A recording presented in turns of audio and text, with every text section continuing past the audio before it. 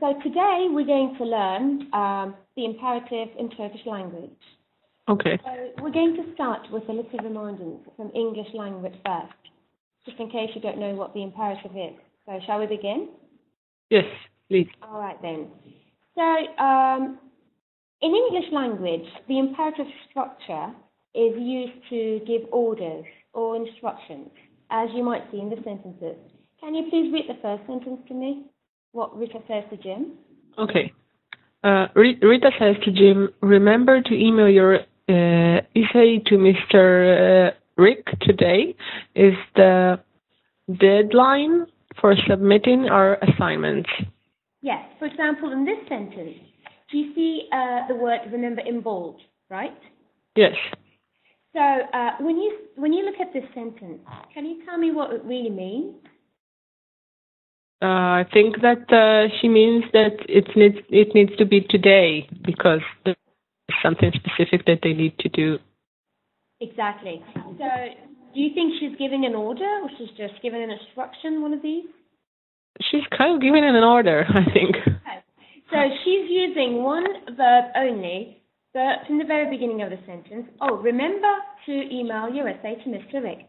And the same thing in the second sentence. Can you read that out loud for me again? Yeah. Tina also says to Khalid, also don't forget to label your files properly. Would you see the same structure in the sentence? Do you see a verb? She's like suggesting, but it's kind of an order as well. So yes. Do not forget. That's how she says it. Yeah, do not forget. Yeah. So that's the imperative structure in English language. What we do in English language, as you might see, is we put the verb, the main verb, at the very beginning of a sentence, and later it's followed by an object and adverbial time or places. So let's see. What really differs an imperative sentence from a full sentence is a subject, which is you in here. If you can see the subject you in red. Okay. That's what it makes it different from a normal sentence in English. In an imperative sentence, we do not use the subject or any auxiliary verb. Instead, we only use remember, the main verb. Are we okay so far? Yes. Yes. Just the verb without the order part. Exactly. Just the verb without any subject, without the subject, the main subject, or the auxiliary verb of the sentence. How about the negative one? Would you tell me how we structure it? I think it's the same thing because they use the verb in the beginning of the sentence just without the negative part, just with the negative part, I'm sorry, and it goes the same way. Very well. Now that we've got how to do this in English language, then we can move on to Turkish language. But before we move on to Turkish language, we're going to see a lot more examples here. If you look on the right line here, on the right column, you're going to see a bunch of examples that are made in the imperative structure, like stop please, stay calm, don't take my food away, how dare you, don't take. So these are all orders, instructions, advice, or encouragement sentences. Yes. And you do not need a subject. Now let's take a look at a Turkish sentence in the imperative. Okay. This sentence, your boss tells you, işe zamanında gel. So, do you have an idea what your boss might be warning you about? Where is my document or stuff like that?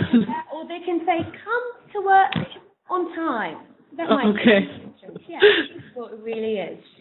So when we break the sentence down together now, we see zaman. Zaman is the time. And zamanında, the unda suffix is on in English. So zamanında is on time. Would you repeat that for me? Zamanında? Exactly, that's good, very good. And let's take a look at işe. Işe is a short teaser word. So ish is work, and the e suffix in there is to. To work, okay. To work. İşe. Yes. And now the main part, it's the verb. That's the important thing, is gelmek. Okay. Read that. Gelmek. Gelmek. Exactly, that's lovely. That means to come in English. So when we want to make an imperative sentence here, we need to take the mek the two parts out. Out. Okay? And put the bare infinitive, which is come. Gel. So that's how we do it. Okay. So it's come to work on time. That was good. Now, when we look at the two different structures, because the word structure in both languages, English and Turkish, are different. In English, we put the verb at the beginning of the sentence. But in Turkish, we're going to do the other way around. We're going to put the main verb at the end of our sentence. Now, can you see the structures? Yes. Can you tell me which one is Turkish and which one is English? Yeah, I think the first one is in Turkish. Okay, and the second one The second one is in English. So can we see the difference between the two? Can we see where the verbs are and how they're located in both languages? In Turkish, the verb comes in the end of the sentence. Very nice. And whereas in English, it's in the middle.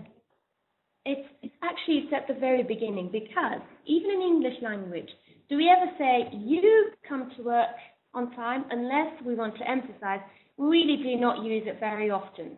Yeah, in fact, we don't have to say the you part, so yeah, it's true. It's still implied. So we're going to do the same thing in Turkish. Actually, in Turkish, we hardly ever use the subjects because we have a lot of suffixes that already imply the meaning. So let's move. Let's see some of the examples. For example, come is gel. Gel.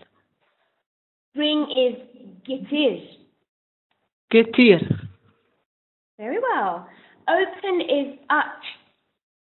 Aç, like this? Aç. Okay. Yes. Uyu is sleep. Uyu. Uyu. Uyu. And otur is sit.